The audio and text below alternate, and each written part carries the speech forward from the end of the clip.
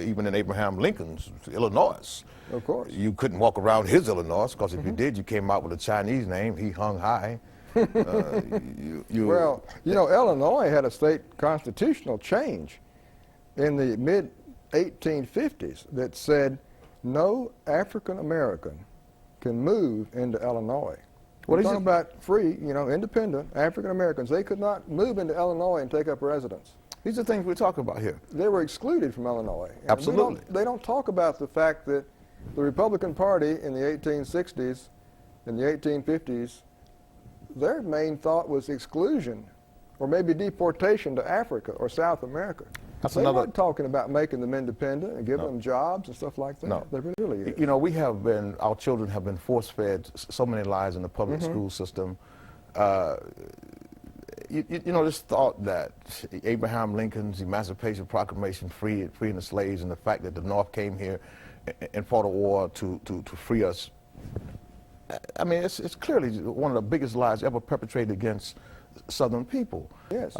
You know, Abraham Lincoln, one of the biggest bigots of his time, you know, told Frederick Douglass in a congregation of folks who gathered in his office, perhaps you've always been free, but as long as you carry that color, you will always be unequal to the white man. That's right. In America, and you probably should just get out. That's right. That's a well-documented conversation. Absolutely. Well, you see, here's the thing about it is this.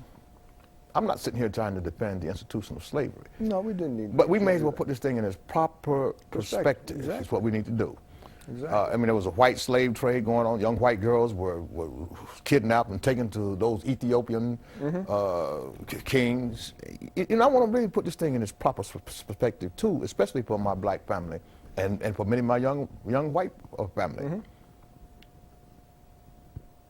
There are many people who look at that institution of slavery, especially a lot of white folks, and see it as a curse upon the white folks here in the Southland of America, because we know that slavery only existed in the South, it didn't exist anyplace else. While it might have been a curse for those white folks, in the context for me, it was a blessing. Because those Africans didn't want me then, they don't want me now. And let's take a look at some of the things that were happening with those African kings as they raided those villages. When my great-great-grandmama Hattie Edgerton stood on the shores in 1788, waiting to come to the Honorable T.R. Edgerton family in Rutherford County, North Carolina, those folks who raided her village looked just like her, looked just like me. Yeah. When those kings set up the parties the night before, they would take those slaves off to those auctioning houses.